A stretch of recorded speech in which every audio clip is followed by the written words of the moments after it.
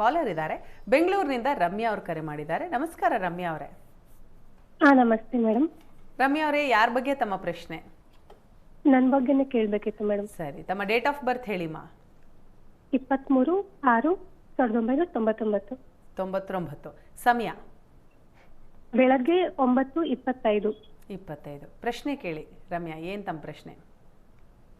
ನನ್ನ ಪ್ರಶ್ನೆ ಬಂದು ಮದ್ವೆ ಸೆಟ್ ಆಗ್ತಿಲ್ಲ, ಸೆಟ್ ಆಗಿರೋದು ಕೂಡ ಮುಂದಕ್ಕೆ ಹೋಗ್ತಾ ಇಲ್ಲ, ಅದ್ರ ಬಗ್ಗೆ ವಿಚಾರಿಸಬೇಕಿತ್ತು. ರಮ್ಯಾ ಅವರೇ ನಮಸ್ಕಾರ. ನಮಸ್ತೆ ಗುರುಗಳೇ. ವಿವಾಹದ ಅಧಿಪತಿ ನಿಮ್ಮ ಜಾತಕದಲ್ಲಿ ತುಂಬ ಬಲಹೀನನಾಗಿದ್ದಾನೆ, ನೀಚ ಸ್ಥಾನದಲ್ಲಿದ್ದಾನೆ. ಎರಡನೇದು ವಿವಾಹ ಸ್ಥಾನದಲ್ಲಿ ಕೇತು ಇರೋದು. ಇವೆರಡು ಸ್ವಲ್ಪ ಅದಕ್ಕೆ ಹಿನ್ನಡೆಯನ್ನು ಸೂಚಿಸ್ತಾ ಇದೆ. ಅದನ್ನು ತಾವು ಅನುಭವಿಸ್ತಾ ಇದ್ದೀರಲ್ಲ ಅದು. ಹೀಗಾಗಿ ಶನೈಶ್ಚರ ಮತ್ತು ಕೇತು ಈ ಎರಡು ಗ್ರಹ ಶಾಂತಿ ಅನಿವಾರ್ಯ ಇದೆ. ಅಲ್ಲಿ ಕ್ರೂರ ಗ್ರಹ ದಶಾಕಾಲೆ ಶಾಂತಿಂ ಕುರ್ಯಾತ್ ವಿಧಾನತಃ ತತಃ ಶುಭಂ ಆಪ್ನೋತಿ ಅಂತ ಒಂದು ಮಾತಿದೆ.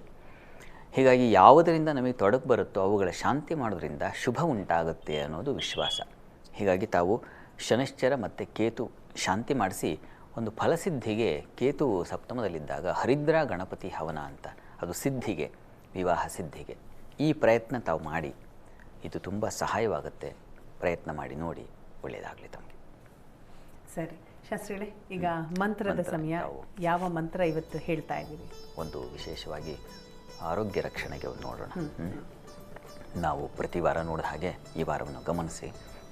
ಒಂದು ವಿಶೇಷವಾದ ಮಂತ್ರ. ಆಧಾರಂ ಸರ್ವಭೂತಾನಂ ಸೈವ ರೋಗಾರ್ತಿಹಾರಿಣಿ ಇಚ್ಛಾಶಕ್ತಿ ಕ್ರಿಯಾರೂಪ ಬ್ರಹ್ಮ ವಿಷ್ಣು ಶಿವಾತ್ಮಿಕ ಅಂತ ಆ ಭಗವತಿಯ ಲಲಿತಾ ಪರಮೇಶ್ವರಿ ಶಕ್ತಿಯ ಒಂದು ವಿಶೇಷವಾದ ಮಂತ್ರ ಇದು. ಇದನ್ನು ಪ್ರತಿ ದಿವಸ ಹೇಳ್ಕೊಳ್ಬಹುದು. ತುಂಬ ಜನ ಈ ವಾರದ ಮಂತ್ರಗಳನ್ನೆಲ್ಲ ಒಂದು ಕಡೆ ಬರೆದಿಟ್ಕೊಂಡು ಅದನ್ನು ಸಂದರ್ಭವಶಾತ್ ಹೇಳುವ ಪ್ರಯತ್ನ ನನಗೆ ಕಳಿಸ್ಕೊಟ್ಟಿದ್ದಾರೆ ಪಾಪ. ಪ್ರತಿ ವಾರ ಈ ಥರ ಒಂದು ಗುರ್ತು ಮಾಡ್ಕೊಳ್ತೀನಿ. ಬಹಳ ತುಂಬ ಸಂತೋಷ. ಗುರ್ತು ಮಾಡ್ಕೊಳ್ಳೋದಕ್ಕಿಂತ ಗುರ್ತು ಮಾಡ್ಕೊಂಡಿದ್ದನ್ನು ಅನುಸಂಧಾನ ಮಾಡೋದು ಬಹಳ ಮುಖ್ಯ. ವಾರ ಇಡೀ ಇದನ್ನು ಹೇಳ್ಕೊಳ್ಳಿ. ಮುಂದಿನ ವಾರ ಮತ್ತೊಂದು ಮಂತ್ರ ಬರುತ್ತೆ, ಅದನ್ನು ಹೇಳ್ಕೊಳ್ಳಿ. ಮುಂಚಿನಿಂದಲೂ ಯಾವ್ಯಾವ ಮಂತ್ರ ಇದೆಯೋ ಅದನ್ನು ಕಷ್ಟ ಬಂದಾಗ ಯಾವ್ಯಾವುದೋ ಸಂದರ್ಭದಲ್ಲಿ ಹೇಳಿದ್ದೀನೋ ಆ ಮಂತ್ರಕ್ಕೆ ಮನ್ನನಾತ್ರಾಯತೆ ಅಂತ ಹೇಳಿಕೊಂಡ್ರೆ ಅದು ರಕ್ಷಿಸುತ್ತೆ ಅಂತ. ಹೀಗಾಗಿ ಮಂತ್ರದ ನಾವು ಈ ಪಠಣ ಜಪ ಇತ್ಯಾದಿಗಳನ್ನು ಮಾಡ್ತಕ್ಕಂಥದ್ದು ಶ್ರದ್ಧೆಯಿಂದ ಭಕ್ತಿಯಿಂದ ಹೇಳ್ಕೊಳ್ಳಿ.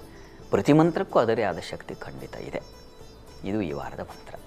ಸರಿ ಶಾಸ್ತ್ರಿ, ಪ್ರತಿಯೊಬ್ಬರಿಗೂ ಆರೋಗ್ಯವೇ ಭಾಗ್ಯ. ಸೊ ಆ ನಿಟ್ಟಿನಲ್ಲಿ ಈ ಮಂತ್ರ ಬಹಳ ವಿಶೇಷವಾದದ್ದು.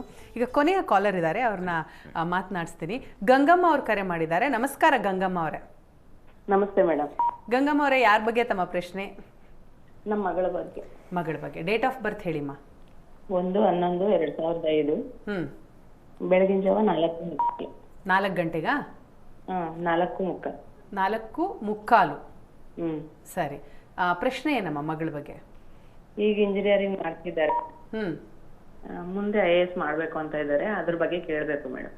ಆಯ್ತು, ವಿದ್ಯಾಭ್ಯಾಸದ ಬಗ್ಗೆ ತಮ್ಮ ಪ್ರಶ್ನೆ ಶಾಸ್ತ್ರಿಗಳೇ. ನಮಸ್ಕಾರ ಗಂಗಮ್ಮ ಅವರೇ. ನಮಸ್ಕಾರ. ನಮಸ್ಕಾರ ಶಾಸ್ತ್ರಿಗಳು. IAS ಮಾಡಬೇಕು ಅಂತಿದ್ದಾರಾ ಅಂತ ಹೇಳಿದ್ರ? ಈಗ ಇಂಜಿನಿಯರಿಂಗ್ ಮಾಡ್ತಾ ಇದ್ದಾರೆ. ಮುಂದೆ ಏನು ಅಂತ.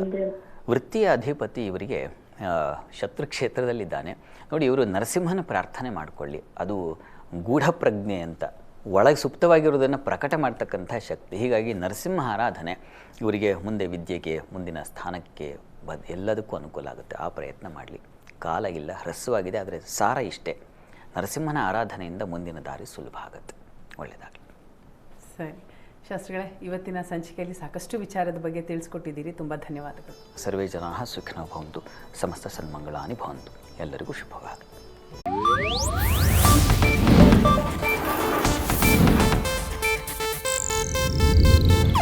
ಇದು ಏಷ್ಯಾನೆಟ್ ನ್ಯೂಸ್ ನೆಟ್ವರ್ಕ್ ಪ್ರಸ್ತುತಿ.